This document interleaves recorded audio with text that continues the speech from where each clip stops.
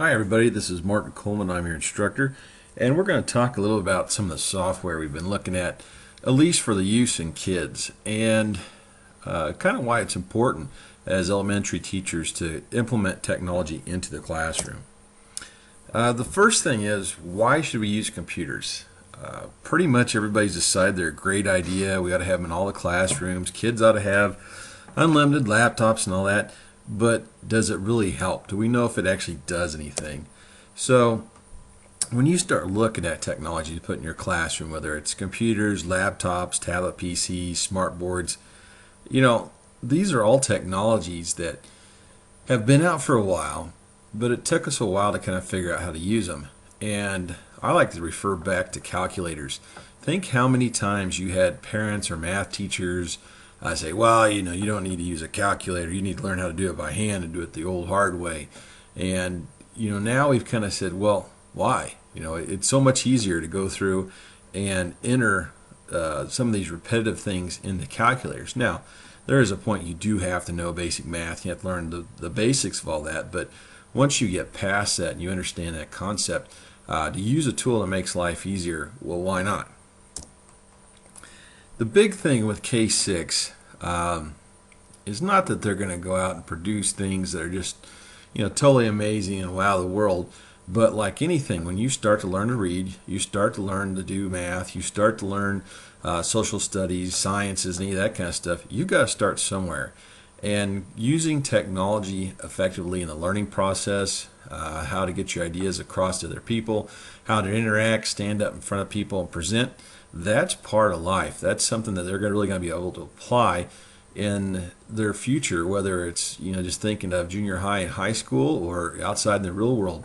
At one time or another, everybody has to get up and use technology at some point. If nothing else, the remote to your TV. So as we think about this, think about the technologies that you use on a daily life just in your house, what you've seen or it's available for the classrooms out there, and think about some of the learning curves that it's taken you to either get the basics or master some of that technology. For this example, I'm recording on my laptop with a PowerPoint presentation and doing audio. Now, the learning curve on this was really simple. I have a program I installed, it's embedded in PowerPoint, and I basically just talk to my laptop as I'm going through the presentation. So that's a low learning curve. If you're going to have people building web pages, that learning curve is going to be significantly higher, and students are going to have to invest a lot more time.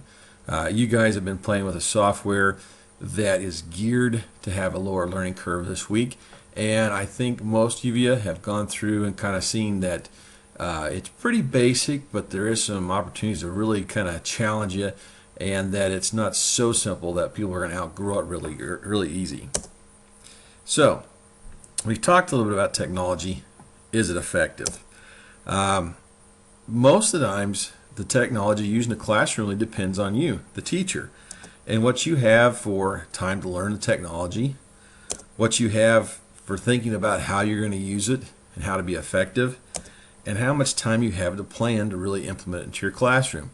And these are things that all use time, and we have very little of it. So most times I tell people when they're starting to think about a new technology that they pick 1, 2, maybe 3, and that's all they really try to tackle. The task loading on a new technology and effectively using a classroom can get pretty high. So don't try and overdo it. Don't try and use too many things. When you get in a class like this, we do play with a lot of different options, but it does take some time to get used to it. And in this situation, you have more time than you may have in a classroom to test out things and try 10, 15 different types of technology. So think about that in the future. So when I'm using new technology, the first thing I say is this going to enhance learning, or are we going to spend more time trying to learn it than we're actually going to get anything out of it? And that's kind of that time in the learning curve that, is this something simple enough for my kids that will work? And for me to teach them and get something out of it. And does this software, this technology, or whatever it happened to be used, does it allow for creative to explore and go beyond your basic first kind of demo setup? You guys are using a software right now that really kind of gives you a blank piece of paper, and you can put anything in there, whether pictures, words, sounds, movement, all that. So it does give you a lot of range. And I think that's one of the things that we use to really identify a good technology in an elementary classroom is, can the kids think creatively? Can they be critical? Can they expand on their ideas? Can they implement their own style? And then the other thing is this something that they're going to be able to use outside the classroom? A lot of these skills that kids develop and kind of learn to move from childhood to adulthood, we hope to be able to teach them in elementary school. And some of the technologies and different skills they learn using these technologies will really transfer well into junior high and high school.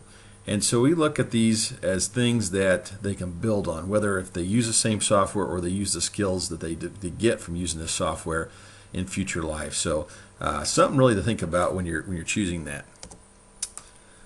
Last of all, talk a little bit about how to use this. And most of you guys were like me.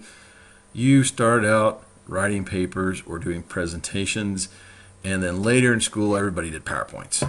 And that was kind of the way that we did it. So the evolution of the classroom projects has changed a little bit, but there's still a lot of that interaction, getting up in front of your peers, have to deliver what knowledge you gain and kind of proven that you've attained it and can use it effectively.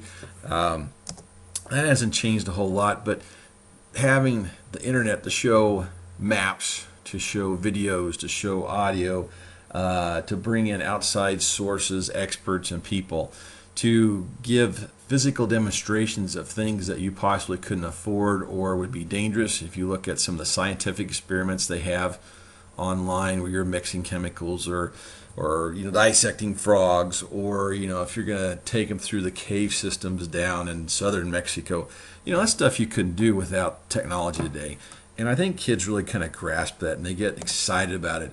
It's something that they can be proud of, that they don't see it as work. That's something they're really forcing to do. When kids get to explore and think on their own and use technology to do stuff that they're normally limited in their own environment. I mean, not all of us have that $200,000 sitting in the bank account that lets you hop on your private jet and fly everywhere to see all these things. Technology opens it up and makes it available to more kids than they ever would have before.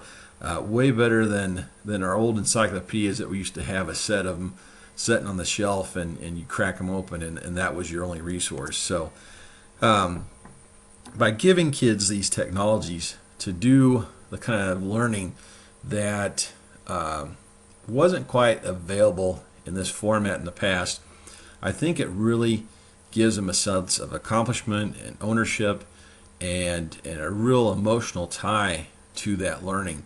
And we've learned through like our human and growth and development classes that a lot of learning, the stuff you really remember and retain and use, is tied to an emotion that either something very powerful has happened to you, that you've accomplished a project that was a bit of a challenge and succeeded, or there was a real joy in finding out the information and kind of taking in that knowledge. So I think these are things you really need to think about when we're using our technologies. And when you go on the internet and search either through one of Google, Yahoo, whoever it happens to be, and look for your own technologies and software, think about these things we've been talking about and what they can do for you.